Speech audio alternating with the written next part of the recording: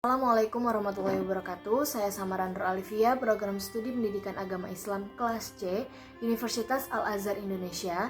Di sini saya akan mereview mata kuliah Sirah Nabawiyah yang sudah dipresentasikan oleh teman saya, Sawah bin Asfia dan Salman Al-Farisi. Judul pertama yaitu Perjalanan Nabi Muhammad ke Bumi Syam. Abu Thalib paman Rasulullah SAW bukanlah seorang yang berharta melimpah. Ia adalah pedagang yang mencukupi kebutuhan keluarga dengan membeli dan menjual barang-barang yang menjadi kebutuhan penduduk Mekah.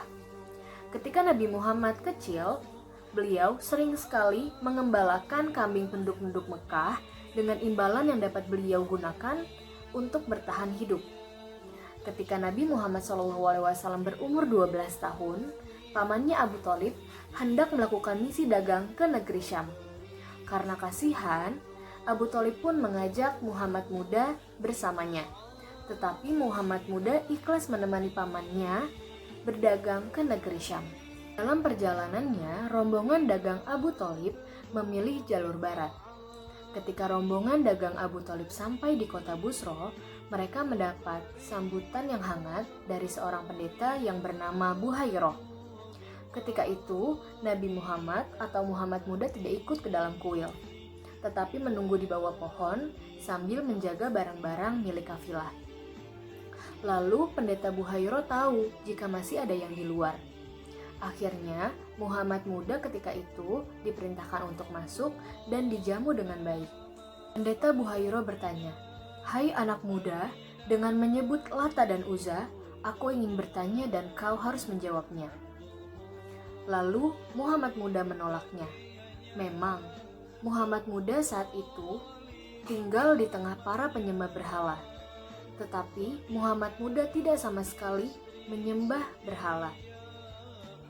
Nabi Muhammad pun menjawab, "Jangan bertanya sesuatu apapun dengan menyebut Lata dan Uzza. Demi Allah, tak ada yang aku benci melainkan keduanya." Pendeta Buhairah pun tersenyum, mengangguk, dan menyetujuinya. Setelah itu, banyak pertanyaan yang dilontarkan oleh pendeta Buhairah kepada Muhammad Muda, dan Muhammad Muda pun menjawabnya dengan sangat baik. Dari situlah pendeta Buhairah yakin karena sama persis dengan ciri-ciri kenabian. Dan ia melihat tanda kenabian di punggung Muhammad Muda, tepatnya di bagian kiri atas. Ketika itu, pendeta Buhairah sudah mengetahui tanda kenabian yang terlihat dari jendela kuilnya saat melihat rombongan kafilah Abu Thalib. Ia melihat Muhammad Muda secara detail dari kaki atau dari ujung kaki hingga ujung kepala. Ungkapan soal kenabian sering sekali dilontarkan oleh orang-orang ahli kitab dari kalangan Yahudi maupun dari kalangan Nasrani. Namun Allah Subhanahu wa taala telah berfirman, "Falamma ja'ahum ma 'arafu kafaru bihi fala'natullahi 'alal kafirin." Yang artinya, ternyata setelah sampai kepada mereka apa yang telah mereka ketahui itu, mereka mengingkarinya, maka laknat Allah bagi orang-orang yang ingkar. Al-Baqarah ayat 89. Dalam riwayat lain, kitab Khulasah Nurul Yakin disebutkan bahwa pendeta Buhairah langsung menanyakan kepada Abu Thalib bahwa keponakannya kelak akan menjadi nabi yang terakhir. Ia pun meminta Abu Thalib segera kembali pulang bersama Nabi Muhammad SAW karena khawatir musuh mengintainya. Perjalanan Syam kedua. Ketika Nabi Muhammad berumur 25 tahun, ia melakukan perjalanan kedua kalinya, tetapi kali ini tidak bersama pamannya untuk menjual barang-barang dagangan miliknya. Tetapi perjalanan kedua kalinya membawa barang-barang dagangan milik saudagar kaya atau seorang janda kaya raya yang bernama Siti Khadijah. Pada saat itu, Siti Khadijah memilih Nabi Muhammad untuk memperdagangkan dagangan miliknya karena Muhammad seorang laki-laki yang dapat dipercaya, berkata jujur dan bersikap jujur. Dalam perjalanan menuju Syam, Muhammad bersama Maisarah, seorang laki-laki pesuruh Siti Khadijah. Dan di dalam perjalanan, tampak keberkahan-keberkahan yang timbul dari Muhammad yang membuat Maisarah sangat senang sekali. Judul yang kedua, nasab Nabi Muhammad SAW dan kelahirannya.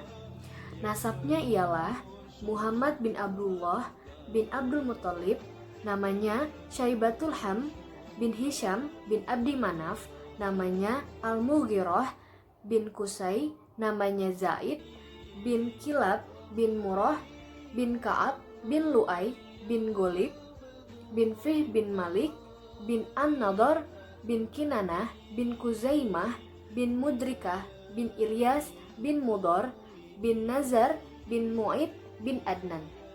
Rasulullah SAW dilahirkan di kabilah besar yang bernama Bani Hashim, tepatnya di kota Mekah. Beliau lahir pada waktu subuh, yaitu pada Senin 12 Rabiul Awal tahun 571 Masehi, yang bertepatan pada tragedi pasukan gajah. Beliau lahir dalam keadaan yatim. Bapaknya Abdullah meninggal ketika ibundanya mengandungnya 2 bulan. Beliau lalu diasuh oleh kakeknya Abdul Muthalib. Sebagaimana tradisi Arab saat itu, beliau disusukan oleh wanita yang bernama Halimah binti Abu Zu'aib. Itu di pedalaman Bani Sa'ad sedang mengalami musim kemarau yang menyebabkan keringnya ladang peternakan dan pertanian. Tidak lama setelah Muhammad SAW berada di rumah Halimah, tinggal di kamarnya dan menyusu darinya. Menghijaulah kembali tanaman-tanaman di sekitar rumahnya, sehingga kambing-kambingnya pulang ke kandang dengan perut kenyang. Selama keberadaan Nabi SAW di pedalaman Bani Sa'ad, terjadilah peristiwa pembelahan dada. Kemudian beliau dikembalikan kepada ibunya setelah genap berumur 5 tahun. Beliau tinggal bersama ibunya, yaitu Aminah, hingga usia 6 tahun. Ketika sudah berumur 6 tahun, ibunya Aminah meninggal dunia. Setelah itu, beliau diasuh oleh kakeknya yang bernama Abdul Muthalib. Setelah genap berusia 8 tahun, beliau ditinggal wafat oleh kakeknya. Lalu beliau diasuh oleh pamannya Abu Thalib. Mungkin sekian penjelasan judul pertama dan kedua dari saya. Kurang lebihnya mohon maaf. Billahi taufik wal hidayah. Wassalamualaikum warahmatullahi wabarakatuh.